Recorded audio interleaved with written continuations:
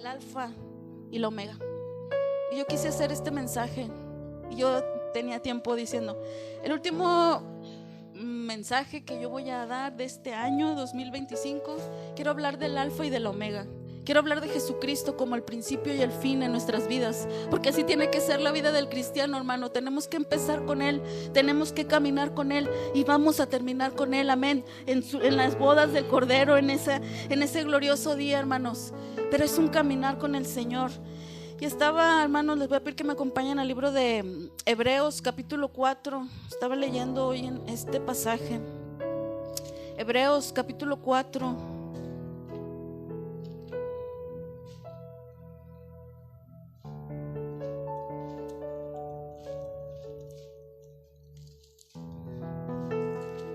Hebreos capítulo 4.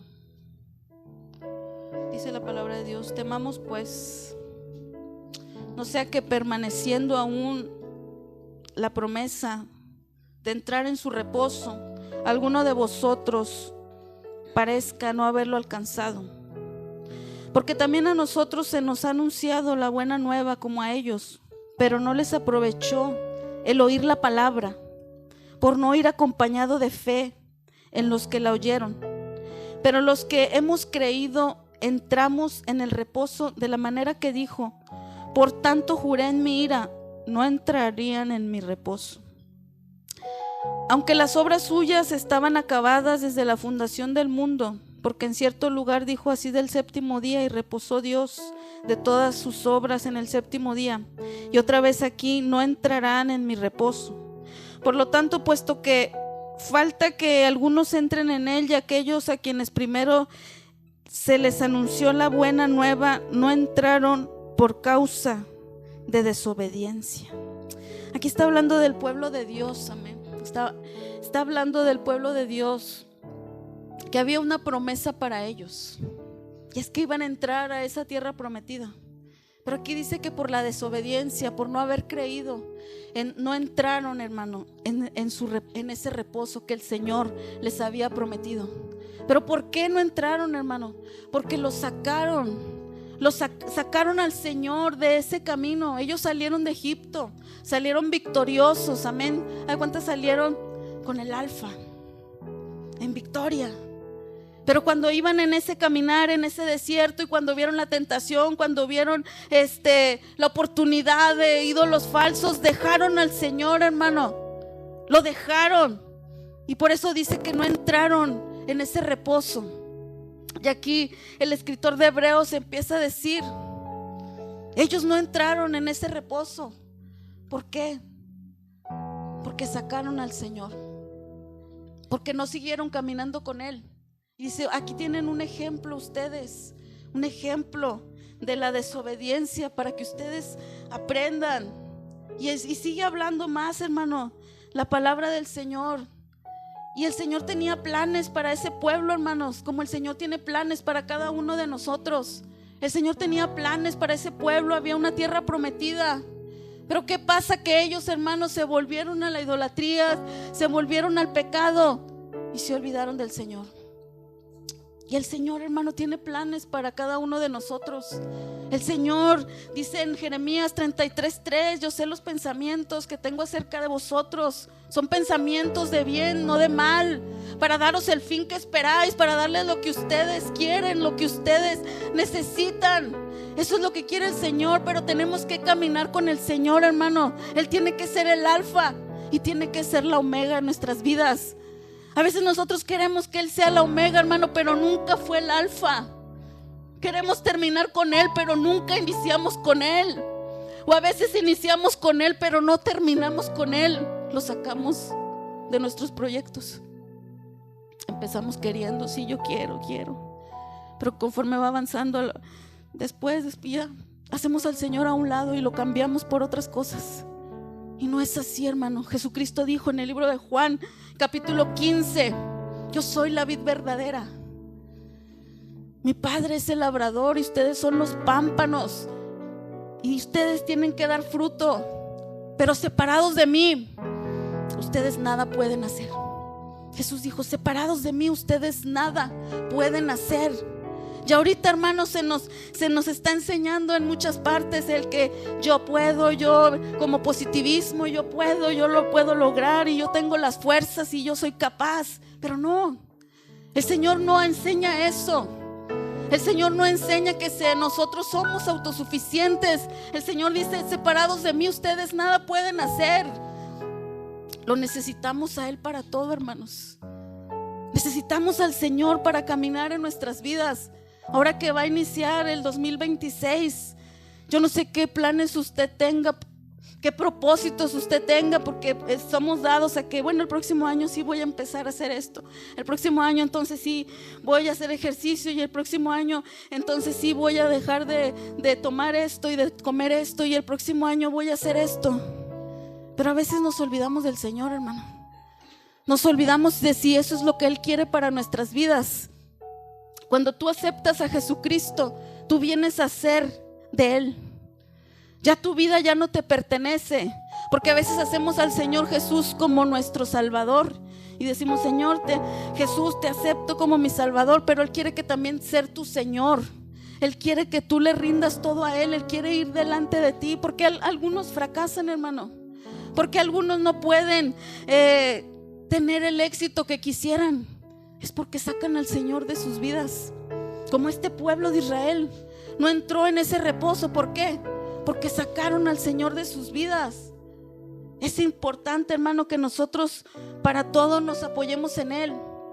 En el libro de Lucas, capítulo 12, versículo 20, nos habla de ese hombre rico, hermano, que tenía muchas riquezas, tenía muchas cosas y decía: bueno, yo ya tengo todo, voy a guardar todo en graneros y voy a decir a mi alma, gózate, alégrate, porque ya tengo todo. ¿Y qué le dice, hermano? Necio, esta noche vienen a pedir tu alma. ¿Y qué vas a dar? ¿Qué cuenta vas a dar? Ni siquiera nuestra vida nos pertenece a nosotros, hermano. Ni siquiera lo que tenemos es nuestro. Dice en el libro de Proverbios: ¿de qué le sirve al hombre ganar al mundo si se pierde su alma? ¿De qué me serviría a mí ganar todo, ganar mucho dinero, tener tanto, pero si al final mi vida se va a perder? ¿Por qué? Porque no estoy en la voluntad de Dios, porque no estoy haciendo la voluntad de Dios. ¿Por qué? Porque a veces ni siquiera le preguntamos a Dios: Dios, ¿quieres que yo haga esto? Señor, ¿quieres que yo vaya a tal parte? No le preguntamos al Señor y luego nos quejamos: ¿por qué pasó esto? ¿Por qué fracasé en esto? Fue porque sacaste al Señor de tus planes. Dice en el libro de Proverbios, capítulo 16: encomienda a Jehová tus obras, confía en Él y Él hará. En otras palabras, pon al Señor, ponle todos tus caminos a Él y Él es el que va a obrar. Pero a veces no lo ponemos a Él, hermano. Y decimos: es que yo puedo. El apóstol Pablo decía: todo lo puedo en Cristo que me fortalece. Amén. Es en Él en lo que vamos con Él vamos a poder. Por Él vamos a poder. Si uno está en este lugar, hermano, es por Él. Si usted hoy está en este lugar, es por su misericordia y por su gracia. Nada más. No porque uno merezca estar aquí. Hay un salmo muy hermoso, el Salmo 124, que dice: a no haber estado Jehová por nosotros.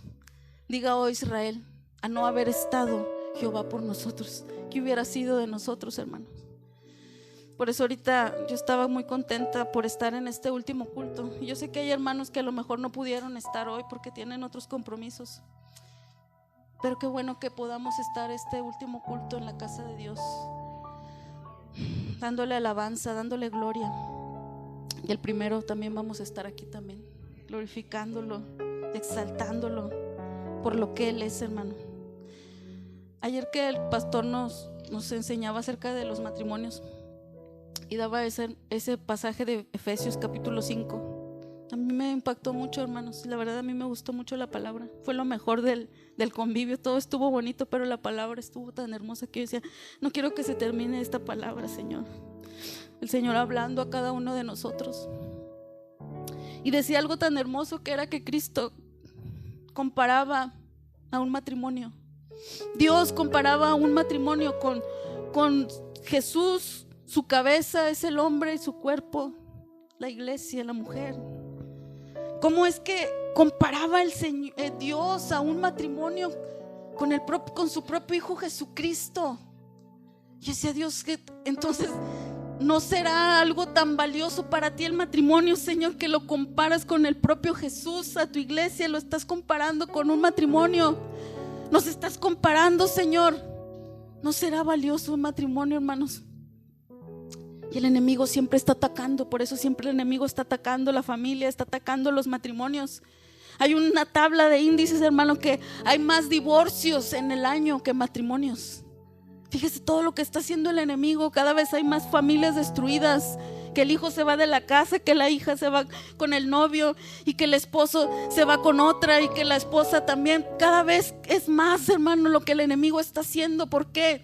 Porque es una institución de Dios. Por tanto, el hombre dejará a su padre y su madre. Y a veces están ahí con el papá y con la mamá ahí. Y dice que el hombre va a dejar a su padre y a su madre. Te está diciendo, no puedes estar ahí con ellos. ¿Por qué? Va a ser un estorbo también, hermanos. Va a ser un estorbo ahí. Los papás también van a ser un estorbo. Y a veces hay tantos problemas, hermano, en un matrimonio. Y el enemigo se aprovecha, hermanos.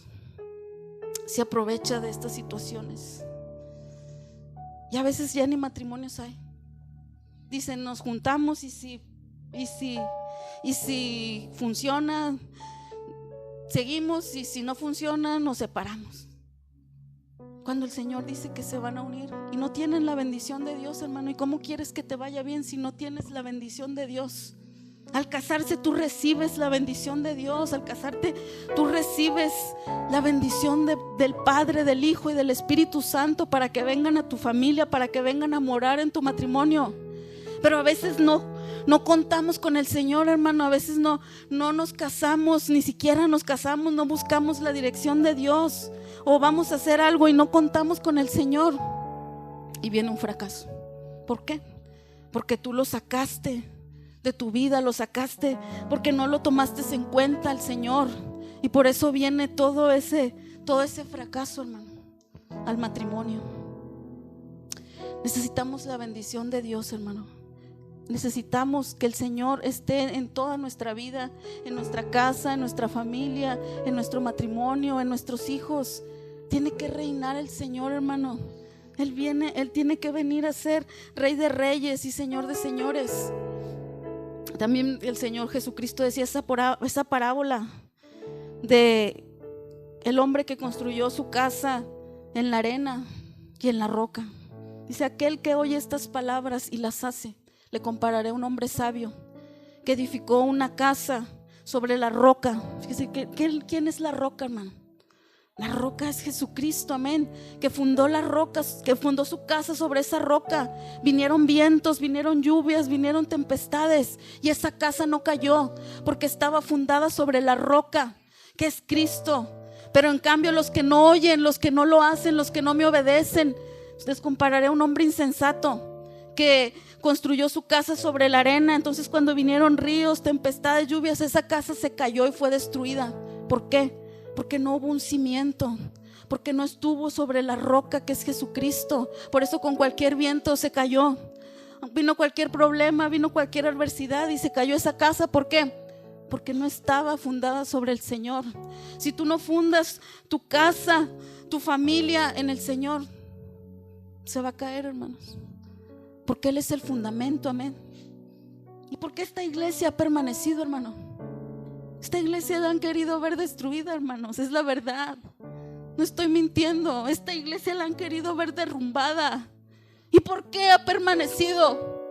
Porque está fundada sobre la roca que es Cristo Jesús, amén. Y mientras sigamos en esa roca, va a permanecer. Aleluya. La iglesia tiene que estar fundada sobre Cristo, y las puertas del infierno no van a prevalecer contra ella. Aleluya.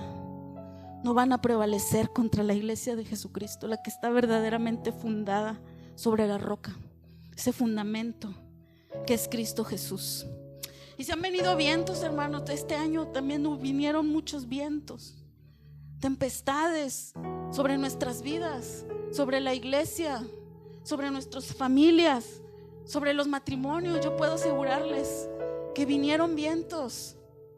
Hubo accidentes también, hermanas. Algunas hermanas tuvieron algunos accidentes este año. Y aquí estamos, hermano.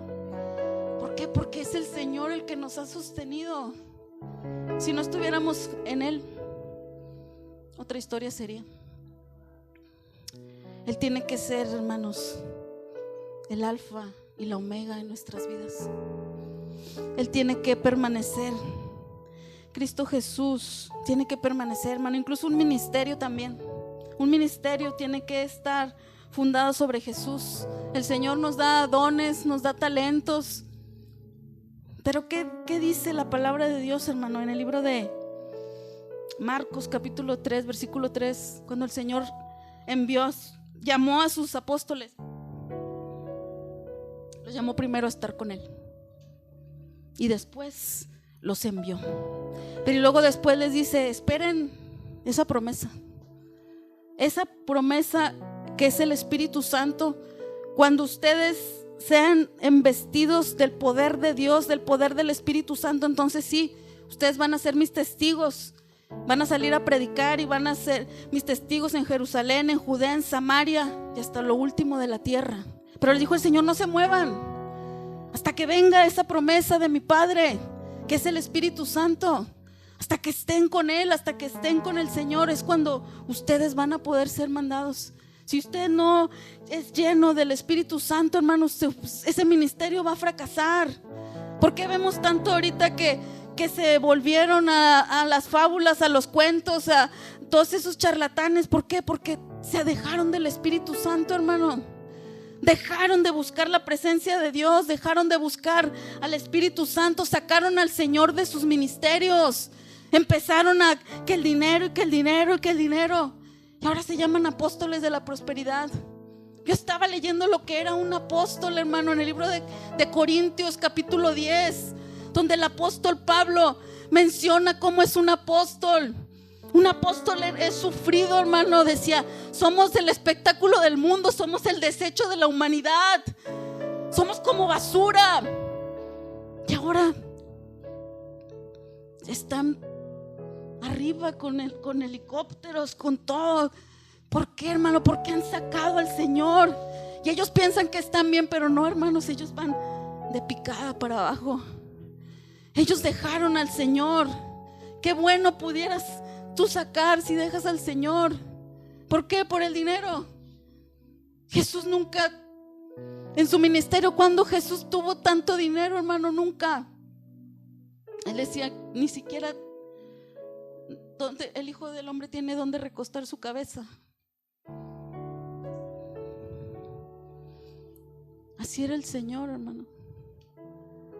Pero cuando tú estás con Él, cuando tú lo amas verdaderamente a Él, hermano, y lo quieres agradar a Él, no necesitas nada de todas esas riquezas que ellos tienen, de todos esos lujos. Cristo Jesús viene a ser tu plenitud, porque en Él está toda la plenitud, hermano. Vamos al libro de Colosenses capítulo 1, versículo 15.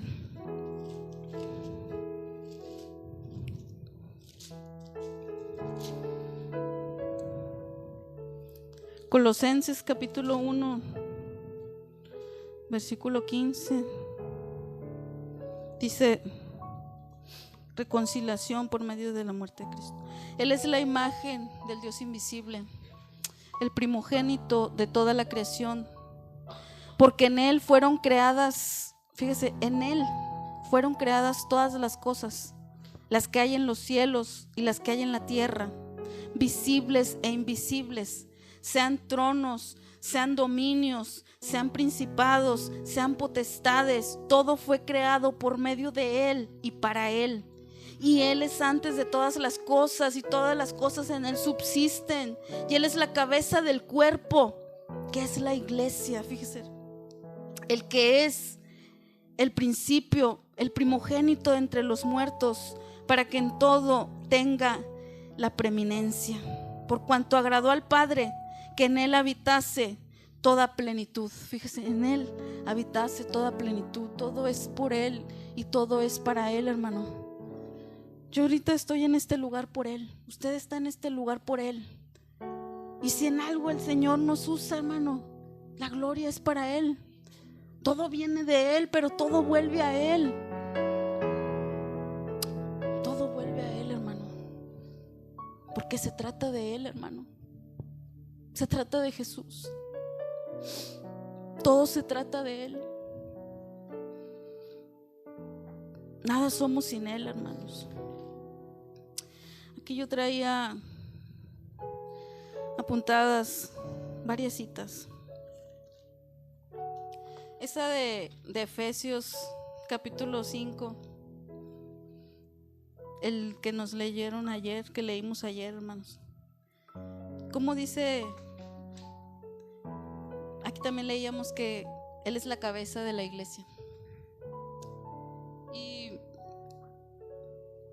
también ahí dice que a fin de mostrarse Él mismo una iglesia gloriosa, una iglesia santa, una iglesia sin mancha y sin arruga. Pero dice que Él mismo es el que se va a presentar esa iglesia, hermano. Él mismo la va a purificar en el agua por medio de la palabra. Él es el que va a santificar a su iglesia. Y en verdad que sin santidad nadie verá al Señor, hermanos, porque Él es santo, amén. Él es santo, santo, santo. Yo estaba orando en la mañana y decía: Señor, tú eres tan santo. Y a veces no comprendemos su santidad, hermanos. No comprendemos su santidad, que Él es completamente santo. Pero yo le decía: Señor,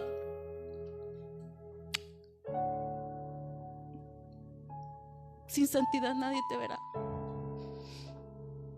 Y para no fallarte, Señor, porque yo en mis fuerzas no puedo.